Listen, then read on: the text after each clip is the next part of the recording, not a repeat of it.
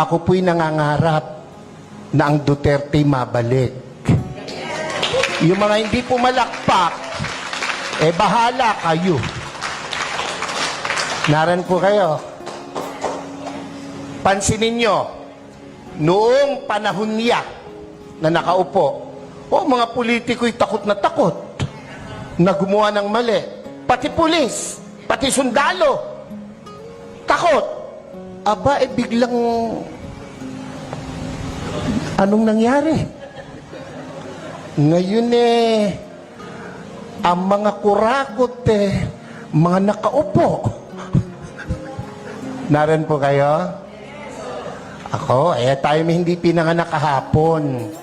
Alam natin yan. Bakit ang isang obispo ay sumusuporta sa ganito?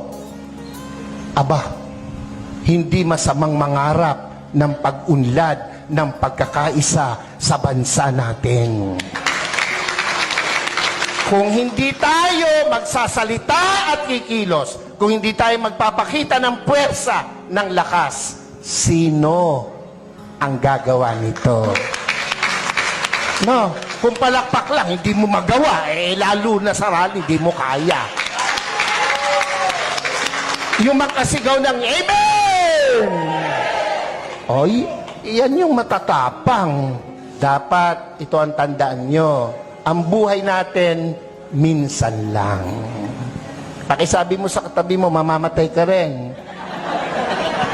Sabihin mo, malapit na. Pero, bago mamatay, napakagandang nagparinig ka, nagparamdam ka para sa bayan.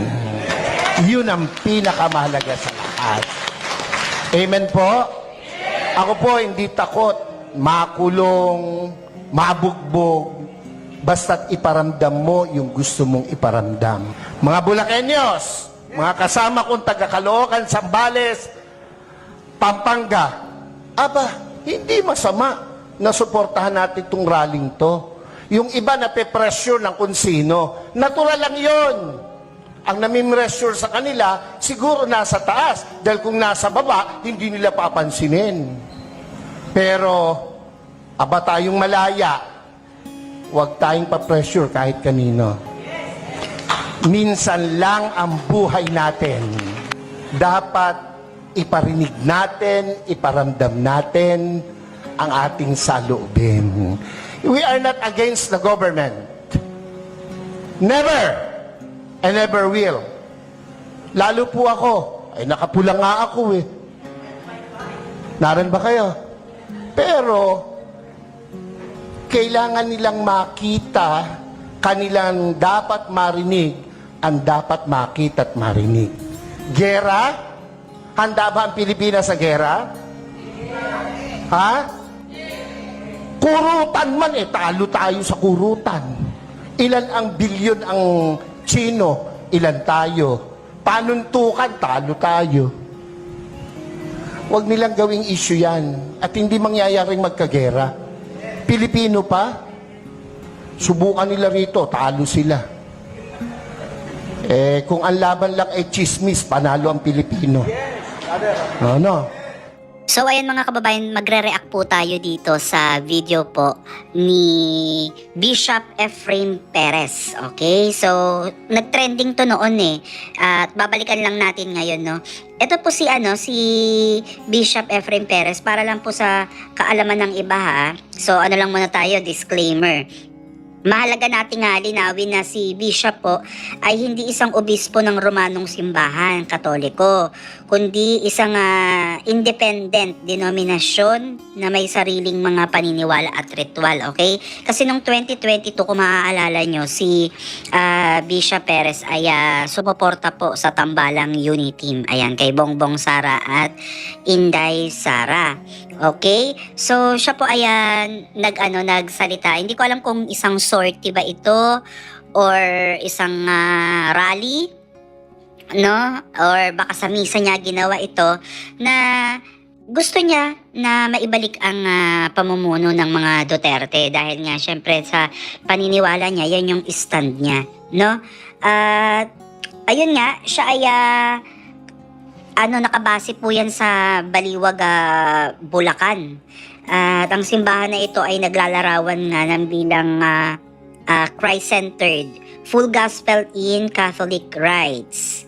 Okay, so hindi po siya parte ng CBCP na opisyal ng samahan ng obispo ng simbahang katoliko dito sa Pilipinas. So magkaiba po 'yon, kaya wag po kayo malilito, baka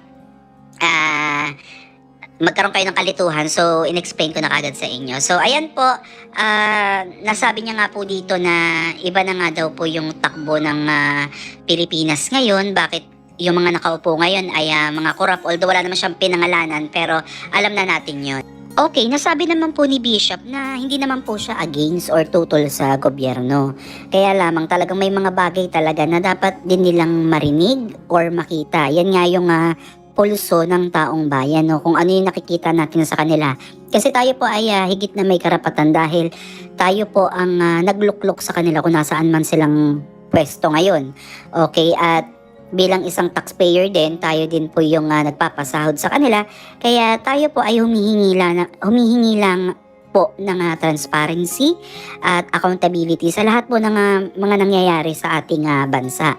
Especially yan, nabanggit niya nga yung sa pagbibigay ng ayuda. So, naibibigay nga ba ito ng tama sa mga tao talaga na talagang nangangailangan or palakasan or alam niyo yun, hindi naman mawawala sa atin yun, di ba, na pagdating sa atin ay bawas na o wala na. So, pakinggan pa natin tong mga naging mensahe po ni Bishop Perez.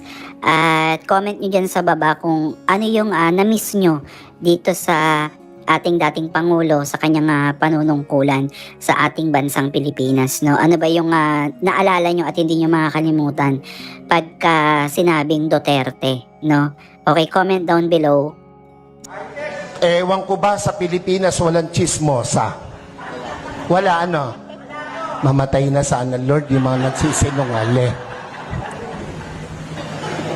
Huwag nilang gamitin yon na panakot, divert. Yung binanggit ni kapatid tungkol sa ayuda, wala akong question dun Ang question ko ron ay nakakarating ba sa tamang tao yung ayuda? Ako hindi pa nakakaranas ng ayuda. Ewan ko itong mga kasama ko sa harapan. Nakatanggap na ba kayo? Ayuda. Kayo ba'y nakatanggap na? Oo, kaya kayo magrarally, hindi pa kayo nakakatikim. Ako po'y nagbibiro lang, pero iyan po'y katotohanan. Kung iyan napupunta sa tama. Kung binibigay natin sa 4-piece, yang dole, yung mga tupad na nagwawalis at nagdadamo, 1 oras lang ang naipapile 8 hours. So walang problema ang gobyerno, yung nagpapatupad. Naran po kayo. Yung 4-piece, hanapin mo mga nanay, isinasanla yung card. Nangagsusugal. Hindi ako against dyan, pero dapat tama ang binibigyan.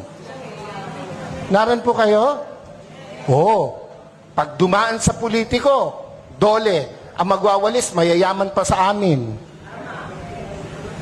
Pero, naka-uniform, nasa lilim, nagkikwentuhan. Ang pinagkikwentuhan, ganito lagi. Alam mo ba?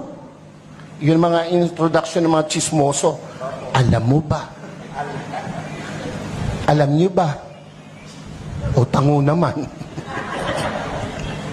Hindi tayo papayag na hindi natin iparinig, iparamdam, ipakita ang dapat nating ipakita sa bayang Pilipinas na ating minamahal. Ako po, kung matetreten sila sa pagtakbo ng mga Duterte, matreten sila. Bakit? Matitino yung Duterte. Ako po, kahit obispo, nung panahong iyan ay lumalaban, ako po'y kasakasama. Ako po'y nangitim. Ako'y inalukan na maupo sa kabinet. Hindi ko tinanggap. Ang gusto ko'y makita siyang namamahala. Kung anong ginawa niya sa Davao, gawin niya sa Pilipinas. At ginawa niya sa Pilipinas. Mabalik yon ako po ay matutuwa. Sa kabilang banda mga kababayan, ito naman po yung kuha natin kahapon dito po sa nangyaring rally po ng mga riders. Papunta po yan sa Minjola. So gusto sana nilang makapasok doon papunta sa Malacanang. Kaso may mga nakabarikada na pong mga pulis. Ayan, so nakabantay na po sila dyan para hindi na tuluyang makapasok pa yung mga riders doon. Pero itong rally naman na to ay naging mapayapa naman po yan. Naging successful. Naipahatid nila, naparinig nila maski paano yung kanilang hinaing, yung kanilang galit no sa ating gobyerno dahil nga po ito sa pagpapa-aresto kaya dating Pangulong Duterte at pagsuko nito sa international sa banyaga, okay, sa mga banyaga, no? Alam naman po natin na marami talaga ang nagtatanong at kumu-question dahil nga po ang Pilipinas naman po ay talagang gumagana naman ang justice system, no? At marami ang nagsasabi na ito po ay pinagkanununga ang ating dating Pangulo sa mga banyaga. So yan yung hindi matanggap ng marami sa atin na maaari naman kung siya ay mapatunayang may pagkakasala talaga o kasalanan, maaari naman siyang litisin dito sa ating sariling bansa, no? Ang sarili nating hukom. Kasi para namang naman sa mga ating mga judges sa ating justice system dito sa Pilipinas, parang ginawang imbalido, ginawang mangmang ang ating sariling justice system, no? So bakit kinakailangan natin humingi ng tulong doon na tayo naman ay capable naman, no? So yun lamang po. Ito naman po ay naging peaceful. Maraming salamat po sa maayos na kilusang ito na hindi naman nagkaroon ng hindi maganda. So comment down below mga kababayan kung ano yung komento ninyo sa mga kabilaang mga rally ng supporters po ni dating Pangulong Duterte. Maraming salamat.